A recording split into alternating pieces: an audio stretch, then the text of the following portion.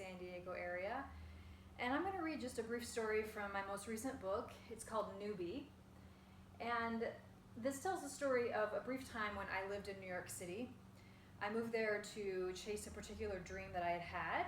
And between pursuing that dream and just adjusting to everything that is living in Manhattan, I just thought to myself that there was a book here. And so I have to confess to you that before I moved to Manhattan, I had been a little bit apprehensive about just the idea of so many people living in such close proximity to one another. And for some reason, it was the gas lines that kind of worried me.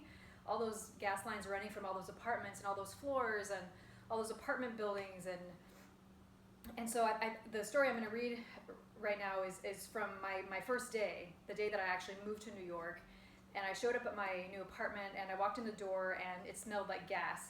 So right away it was kind of like, oh, this is like my nightmare. But it's kind of an entertaining story for me to look back on it now. I broke down and mentioned the smell to my landlord, who explained that it was indeed coming from the small range in my kitchen. It was one of those ranges that had a pilot light in its inner workings that was always on, and it was particularly pungent that day as the pilot light had just been relit after sitting dormant through the previous tenant's lease. She'd opted to simply not use the oven. Let's just think about this for a moment. The only other kitchen appliance present was a tiny microwave, meaning my predecessor had subsisted on a diet composed entirely of either takeout or whatever could be cooked in a microwave. This struck me as very sad and kind of disgusting.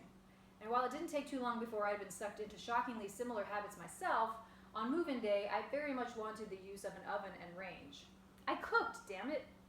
But if this meant the apartment always smelling this arrestingly gassy way, then I wasn't sure I could handle it. My landlord proposed shutting off the pilot light and having me light it only when I wanted to cook.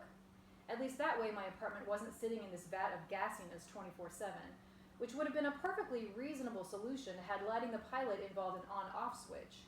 Instead, I watched my landlord demonstrate by turning on the gas valve, getting on her hands and knees, and blindly reaching up from the ground into the inner workings of the oven with a lighter. Oh, hell no! There was simply no way I was going to do this, even one time, let alone every time I wanted to so much as scramble an egg.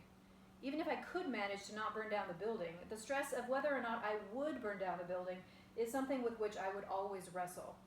Sure, you can boil this all down to a very real need for therapy, or you can boil it down to the even more real need to cook without having to physically light anything. And so I resorted to a hot plate my landlord provided, opting to leave the gassy pilot light off. And while this meant scrambling eggs took longer than usual, left me completely without the use of an oven, and subjected me to the occasional concerned comment from friends and family about the fact that I was a grown woman who was perhaps at a point in life where cooking with a hot plate was no longer really okay, it was still better than the gas. I was also perhaps at a point in life where lighting a pilot light shouldn't have freaked me out, but nobody's perfect.